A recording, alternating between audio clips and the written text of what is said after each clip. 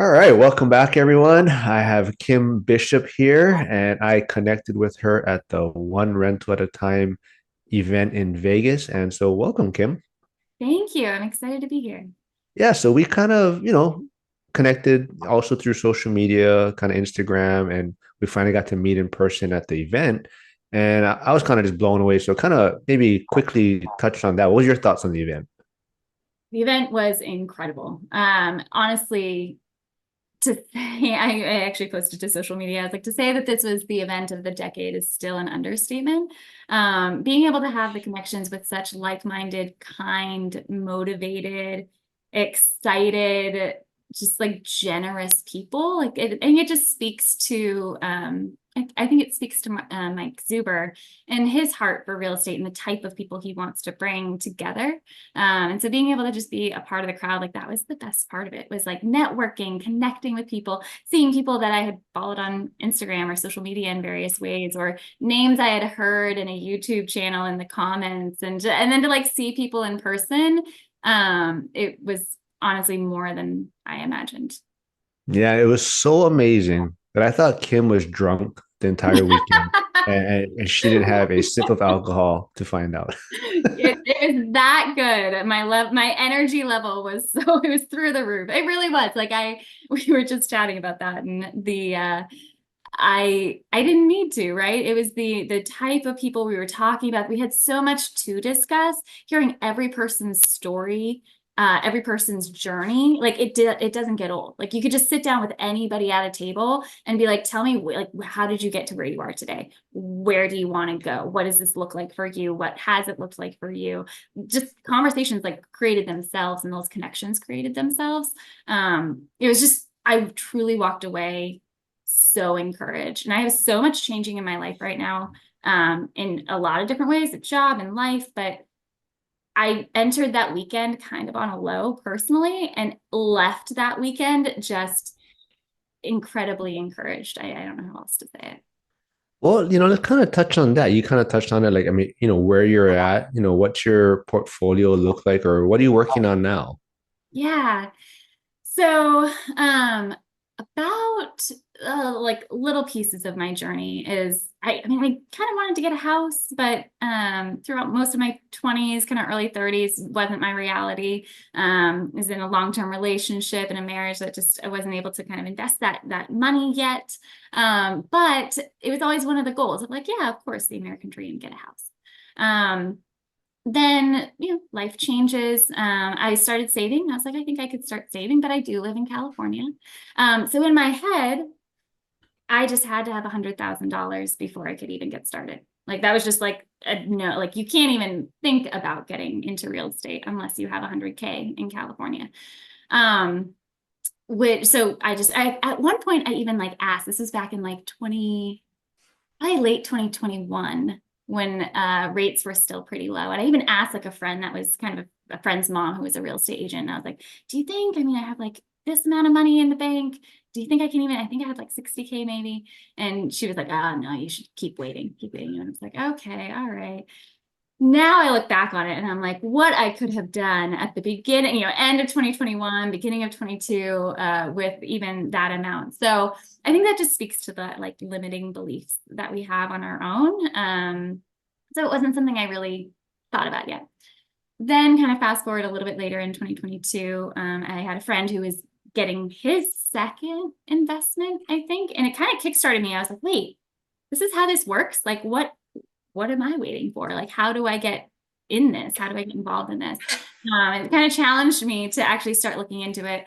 That's where I had reached out to my uncle. My uncle had he was friends with Zuber. He used to, like, he still goes on his channel, but he's the stocks guy, Dan Bird. So I had reached out to him and I was like, hey, you mentioned something about real estate. Uh, can you tell me like who that is? So he like connected me with Zuber. I got on to, started following all of that. And it was so overwhelming to begin with because there's all these terms that I just don't know. I don't know anything about this whole world. So being able to just kind of like just immerse myself every day and just like I'm gonna listen to the financial news. I'm gonna listen, take in as much content as I can.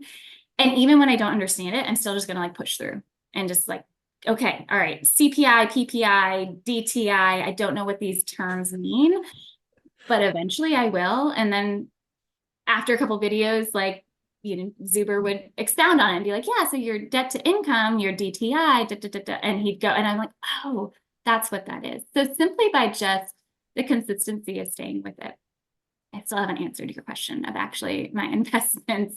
No, no. I mean, this is a Um, great. I think people want to hear this kind of things because a lot of people that come on my channel, they talk about right into their how many properties they have, but you're going even before that, like just getting started, and like you're saying, you had no idea, and kind of getting into this kind of community. But so yeah. yeah, so touch on where you are right now. Yeah, so then from that, started looking every day. Made a few offers, and I was looking specifically in Bend, Oregon. I wanted to move out of California up to Oregon, and so I looked. I was probably evaluating basically anything that was coming onto the market that was a single family home under a certain price point, probably under 700,000, 600, probably under 600,000 actually. And so they were coming on and they'd go off really quickly. But now we're into kind of late 2022. Rates are starting to increase. Yeah, rates are just starting to increase. But I'm like just on the cusp of kind of before they got super high.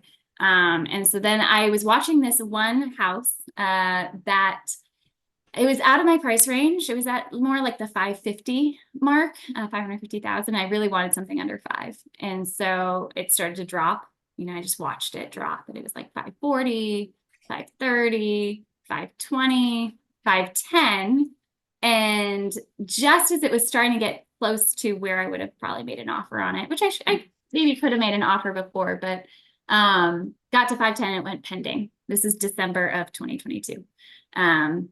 I was like, well, shoot, okay, on to the next one. And then, of course, I get my Zillow notifications, and it was like back on the market. Now it's, I can't remember if it was still listed at 510 or not. It's been a little bit. So at that point, I chatted with my realtor, and we put in an offer. I think they had dropped it down to like 499, if I remember correctly. So put in an offer, kind of went back and forth, negotiated a bit. Ended up locking it up for 489. And so it's a single family home in Bend, Oregon. My intention was to treat it as a house hack. Go up there, have a roommate, maybe two, and then be able to kind of from there have both my place that a tenant is helping to pay for, and a place that I would love to live and enjoy living in. Just with some life things, kind of went up there, wasn't able to stay up there with work and such. And so ended up turning it into a long-term rental this past November. And have a great tenant. Went through I will say there's some stories too with like the roommate process and me like having to learn how to screen tenants. I'm not good at it. That is what I've learned. I'm a really emotional landlord.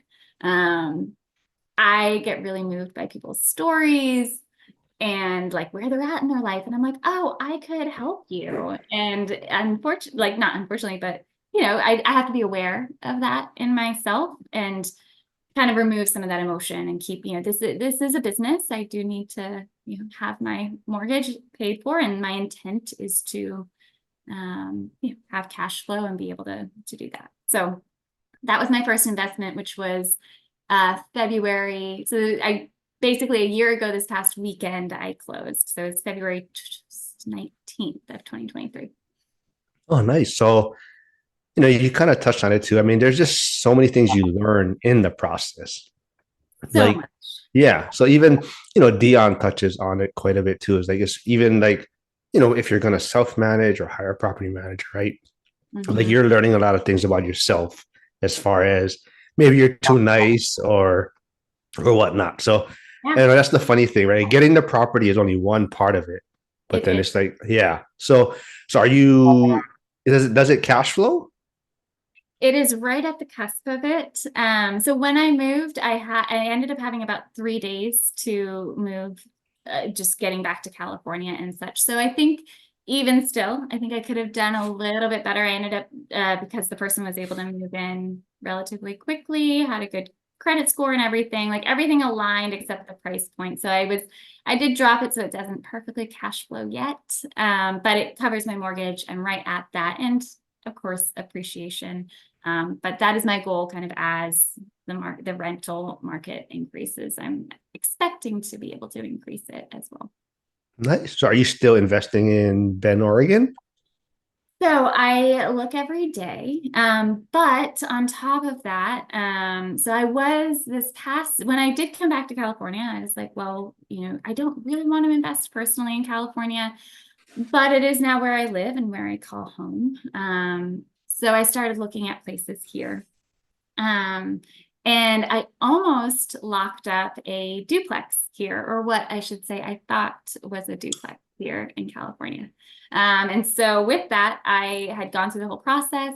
And then I heard, as I asked more questions, I realized this isn't actually a duplex. This is a single family home with an ADU. That ADU was unpermitted as well. So became very complicated. So I had been getting ready to do this kind of, again, house hack here local. And so I broke out of that deal, and so I just kind of was back to the drawing board. Right at that exact same time, actually, an opportunity came up to be part of a partnership of investors in Indiana, so in Gary, Indiana. So Millennial Mike was able to kind of connect some of the, No, you deal with yeah, that guy, that police officer guy? yeah, Man. yeah, Watch out for that guy. watch out for that No, guy. no, he's a great guy. He's a great He guy. is. Yeah, of course, of course. So he brought together like a group of people that he knew. And I mean, it wasn't even, again, it's just funny, the things that you just don't expect and being able to just go with life as it takes you. And so this opportunity came up that I wouldn't have had if I had locked down that duplex here in California. But because that deal fell through, or I should say, I backed out of that deal. Like a couple of days later, he was like, "Hey, I know like you're not going to do that anymore. Like, would you want to be part of this community, or not community, but this group over here?" And I was like, "Absolutely." So it is a fiveplex in Gary, Indiana. And Where? You yeah, Gary, Indiana. no. But that's the one thing, right? I think by like you're saying, looking every day, starting getting into this community, the opportunities present itself, right? Yeah, yeah, and unexpectedly even. And I think I do struggle to post about my own real estate journey on my own personal like Instagram and such. Um, it's just not, I'm like, no, this is like my own little journey that I'm just gonna do on my own, that like I'm just heads down, do my work every day. And of course, if you're around this community long enough, you hear your network is your net worth. And I have heard that for almost 2 years now of listening to the ORAT channel. And for whatever reason, I still struggle to like fully internalize that. And yet it is so evident. I am now the recipient, I am now the beneficiary of that network, of those relationships, where just because I was talking about it and discussing like, hey, I'm trying to do this. Oh, that fell through. Oh, I'm trying to do this.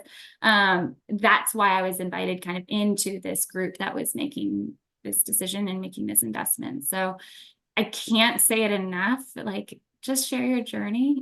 Like, everybody needs to talk about it. I know I'm still struggling with it, but I started my own Instagram for real estate now. So I'm just saying, getting better. Yeah, should have came to me. I think I came up with a cool name, but You so so what is your new Instagram page name?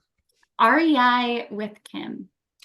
Not Real estate. bad. Not And bad. okay, it's all right. Yeah. Took a 9 hour Well, drive back from Las Vegas to come up with that. But immediately you had a better one, which is okay, so let me just backtrack. So you were called out at the ORAD event by Millennial Mike. He called you out in front of everyone because I'll admit Millennial Mike, he's a great guy, but he's also a great marketer, and he's mhm. great at Yeah. promoting himself and the market he's in. Yeah. And he basically told you, right, like, hey, it's not just about posting dog pictures, and nothing wrong. I mean, you love your dog, and that's part I of your do. story. It is. It is. She's been with me this whole journey. But at the same time, I mean, it's also about putting your other story out there. And he kind of called you out about not posting anything about real estate. And I Mhm. guess it took you 9 hours to come up with REI with Kim. And I know, I Kim. I thought cash flow and canine, or canine and cash flow, would have been Canine and great, cash flow. but I like it. I think we can work with it at least. Like we can, yeah. I'll have to wordsmith it a little bit. yeah. I also want to touch on so for you, I mean, I'm not sure, maybe you're like you're saying that your property in Bend, Oregon, maybe is somewhat more like maybe primary residence at first. Mhm. So you attending the ORAD event, do you think, like, what was your expectations? Because I see a lot of people that they would be hesitant to go because they might say, I'm not an investor, I don't have, maybe I don't have any properties or doors yet. And that's, I don't want to put myself in that position. So what was your expectations going into it? Yeah. Um, Honestly, I thought I was gonna just sit and listen to the speakers and just be kind of sitting there only listening to the speakers, kind of say hi to a few people. Um, I had like genuinely no idea the number of people I was gonna meet and again hear those stories, have those conversations with. Um, I there are a number of speakers. Probably shouldn't actually admit to this, but there's a number of speakers I didn't hear anything they said because I was connecting with I know, No, no, no. So but that I that's was what connecting we with so many people. Yeah. that's what we touched on. We said, so some of us, that was kind of our vision going into it, because we knew that it was going to be recorded. We were going to get the recording. So on, like you just touched on, I don't think I heard really one anybody really speak. Yeah. I Yeah. think I heard the first one, Jason and Jen Pritchard, who were Yes. amazing, Yeah. amazing. And I heard Brian Adamson, which were the first two speakers at the Yeah. event. And then after that, I don't think I heard 100% of any speaker after that. Yeah. Just Yeah. because of the number of people that that I was able to connect with and talk to and hear their story. Um, and there's just so much to learn. I think that was another thing too that I kind of expected to be maybe feel uneducated by being there. And you're like feeling like, maybe I'm not in the crowd, that like I'm just not to their level yet. Um, but the more people you talk to, also like these experts want to bring you along into the understanding. Um, and so I could just feel that, right? Like I felt that from anyone that was up there, whether they were talking about stocks or whether they were talking about sub two or whether they like things that I just aren't Oh, my throwing out the sub two there, huh? I mean, I know the word, I still don't know how it works. But um, but no, truly, like, yeah, I don't know how it works. I really don't. But now I know who I could ask about Yeah. how it works.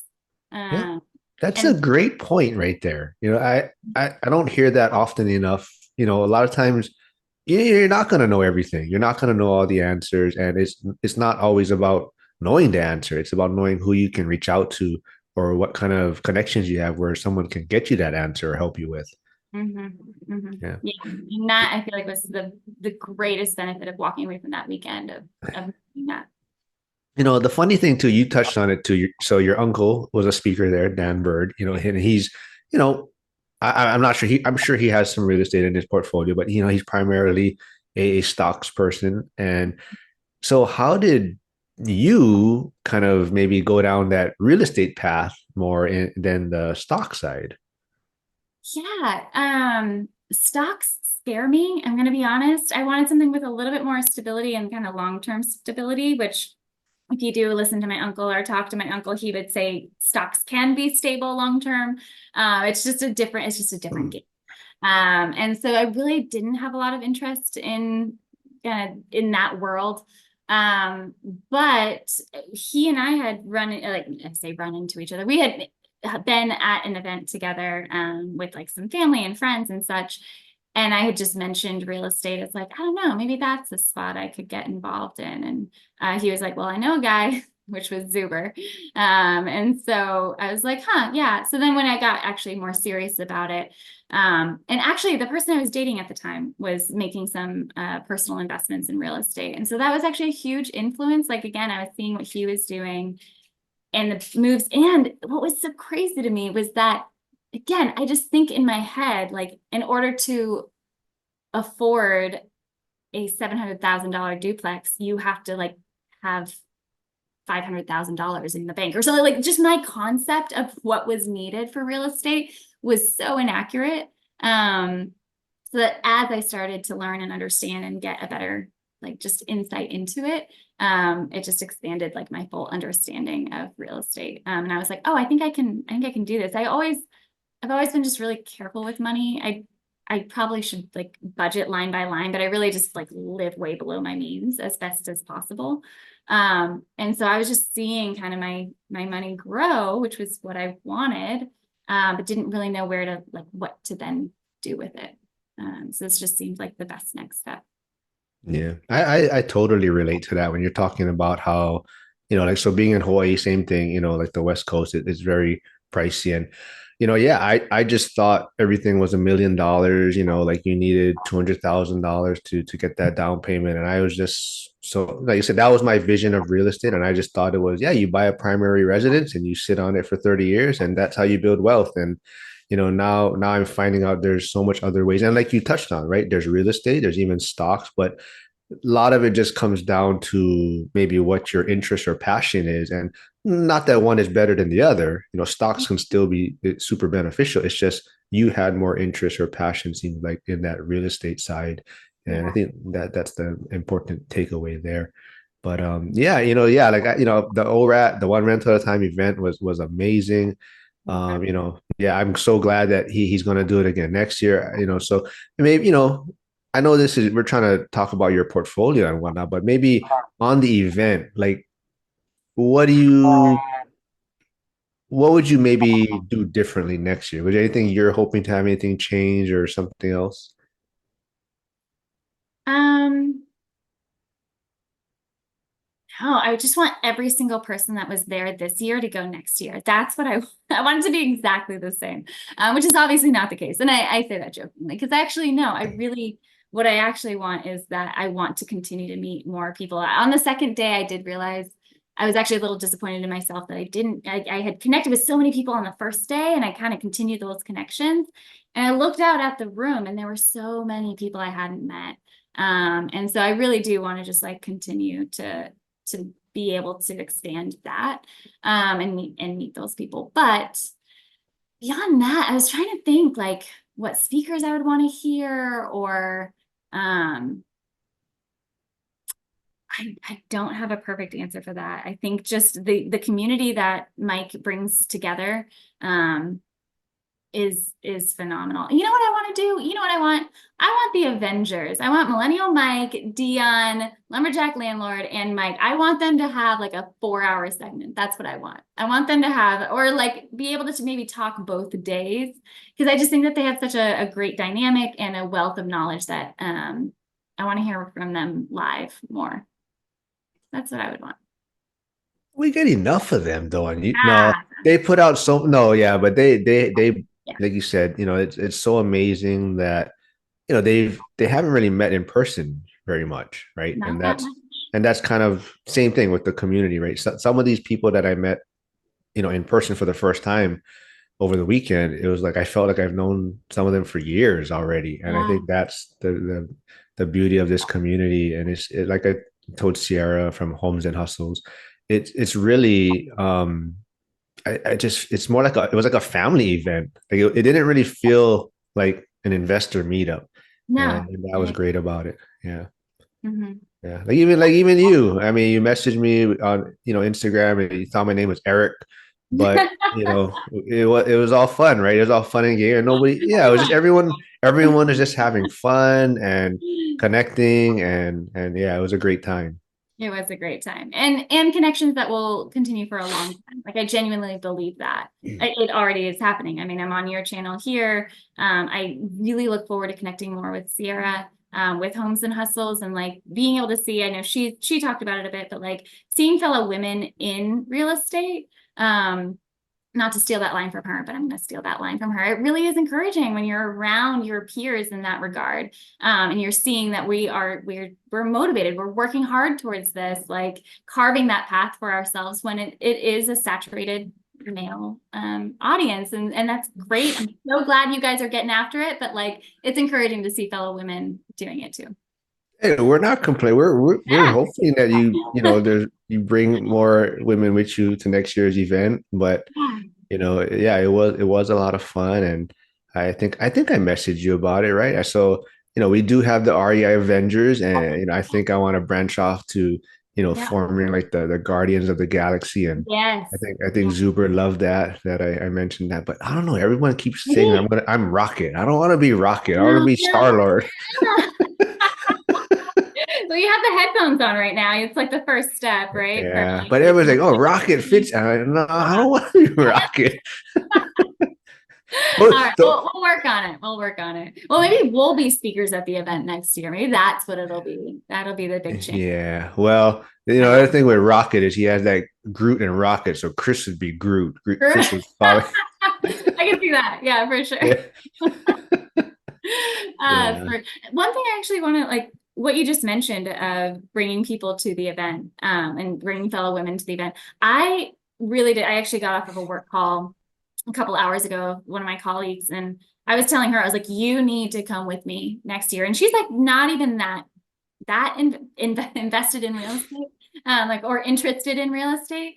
But again, it was the community and the encouragement and the connection. And so I was like, you just need to come and you just like listen and hear what people are saying. And it just drives you forward. It makes you a better human. So I will absolutely be bringing more people with me next year. It was worth quadruple the price that we paid. Yeah. Yeah, that's what I said too. I'm going to try to get a lot more people from Hawaii to attend. There was actually some people there. They didn't network as much as I was hoping they would. So I Mhm. told her I'm not going to call her out yet, but she's I think did Pineda? I think Pineda Mhm. might have been talking about it, but about being kind of a or maybe Brian Adamson, but being kind of a closet investor or secret investor. And there's a lot of people Yeah. like that, right? They don't think they have, even one property is a big deal. A lot of people don't have one property. But so much people out there are starting this and they're like, oh, I don't want to be around other investors. I only have one property. I have nothing to say. But the funny thing is, I mean, we're all learning from each other, and Yeah. that's the thing. And like you said, it was just a great atmosphere to be around. It was. And I remember, I'm stealing this from somebody, one of the videos I've watched. I can't remember who, but if you have one property, you have just as much experience as any huge investor on getting your first property. I mean, you can only have that experience once, right? Of getting your first.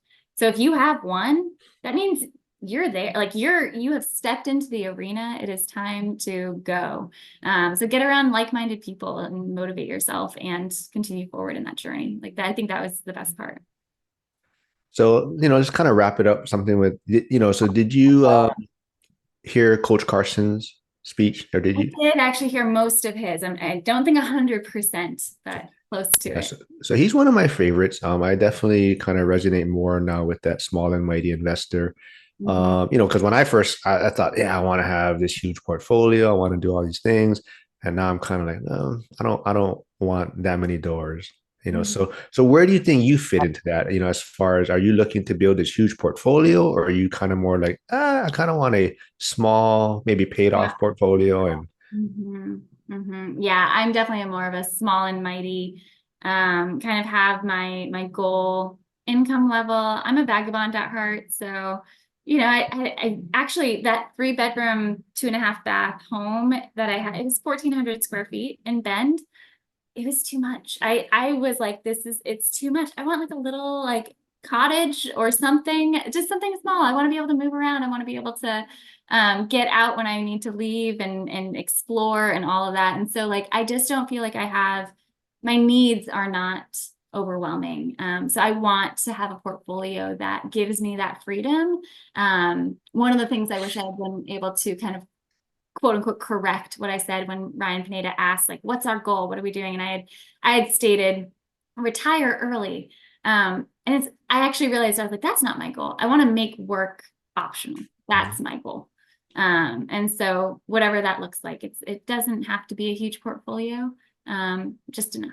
And so I see that around the 10 mark, Yeah. but yeah, we'll see. Yeah, so like the FIRE movement is big and everyone likes to say, financially independent, retire early.